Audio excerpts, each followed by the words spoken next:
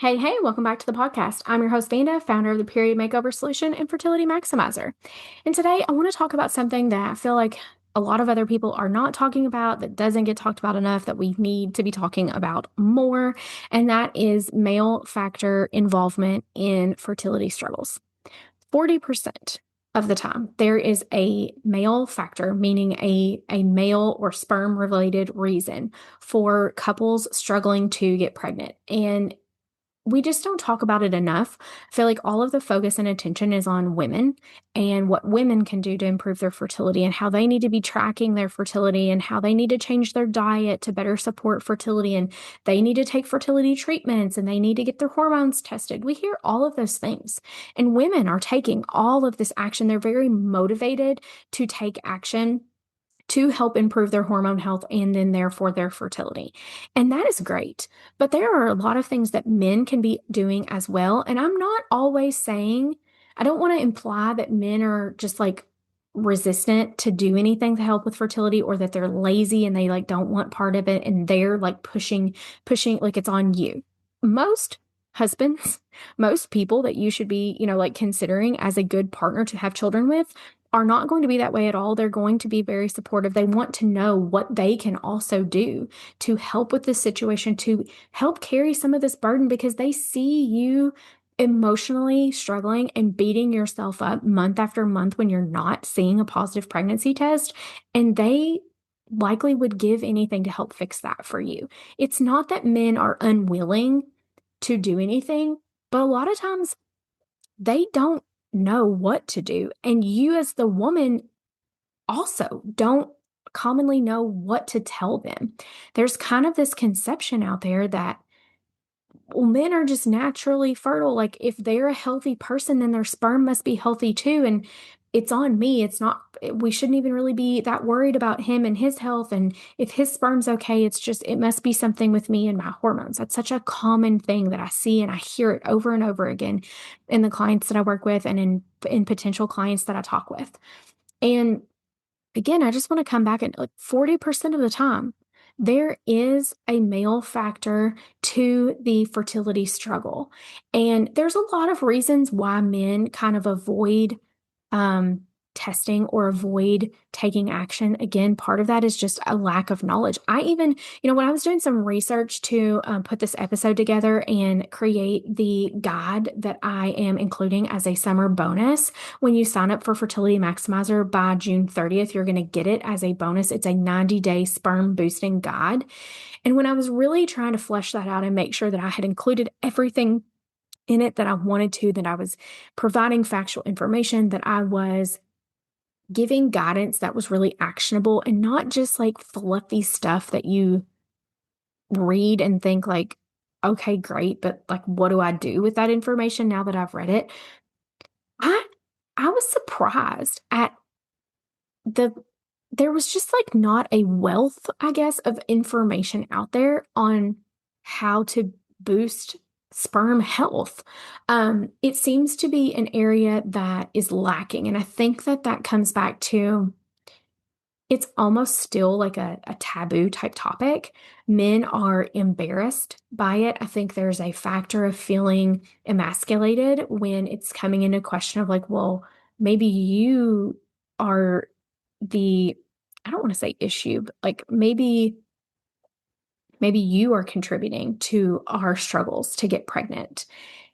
I think men really internalize that sometime and they take it as a hit to their manhood in ways that as women, I don't think we deal with it on a mental level in the same way.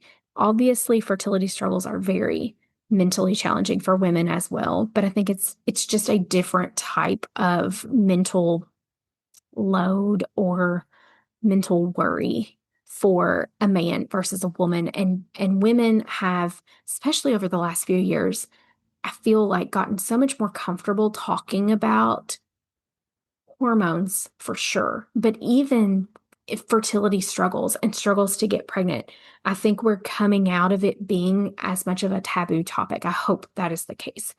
Um, But I'm getting off on a tangent now. I really wanted to keep this episode, about the man and about his sperm and kind of reiterate again, like some of the reasons why I chose to make this guide that I have created and why I wanted to provide it as a bonus when you sign up this summer for the Fertility Maximizer program. There are a lot of things that men can do to evaluate the health of their sperm and also just, again, foundational things, maybe little habits they can tweak or change that are going to impact their fertility. Now, just like us as women, the things that we are doing today impact our egg health 90 to 100 days from now. It's about 3 months. That time frame is very similar for men. Sperm begin to develop 70 something days before they are like matured and released. So it takes time sometimes for what we're doing today. We're gonna see that reflected in about 3-ish months time. So this is another reason why I feel like it's very important to be proactive rather than reactive when it comes to fertility, especially for some of these low-hanging fruit type things like the foundations of good nutrition, good sleep, good stress support, because those are important things for our health overall anyway. Working on those things is not going to harm you in any way. It's not going to have a negative impact in any way. Only positives come from that. Then we get into some of the like um, deeper work, I guess, of examining male fertility health and sperm health. And that's going to be things like a sperm analysis and lab work. Um, and I put resources in the guide that I created for ways to do that from home, both parts, both the sperm analysis and the lab work, because I find that men are, sometimes, again, they are embarrassed. They just feel very private about the need to even get this workup done. They don't want to ask for a sperm analysis. Maybe they don't even have a doctor right now that could order them a sperm analysis. They don't want to have to wait maybe to get established with someone and get that testing done. It's amazing to me, honestly, the technology that has come out in the last couple of years to really help us have good data at our fingertips for hormone testing for women and then this sperm analysis technology for men at home being able to do that. I mean, that's incredible. Um, and such an asset. You just have to know where to get it. You have to know where to get the information, what's reliable, what are you looking for and looking at when you are doing those things, for yourself at home. And like I said, I included resources for those things. And I was honestly surprised at how affordable a lot of these things also are. So that's, when we think fertility treatment, we think fertility struggles, dollar signs automatically come as a thought because we know how costly things like IUI and IVF are. And um, hopefully some of this foundational work can be a step that you take to prevent the need for doing something as expensive as IUI or IVF down the road. Now, as I mentioned a little earlier, right now there is a special promotion for Fertility Maximizer going on. So if you're listening to this episode in real time, you have until June 30th to sign up and snag these bonuses. Bonus number one is 4 additional weeks of support with me for free. So the program is typically 8 weeks, but when you sign up by June 30th, it's going to be 12 weeks for you.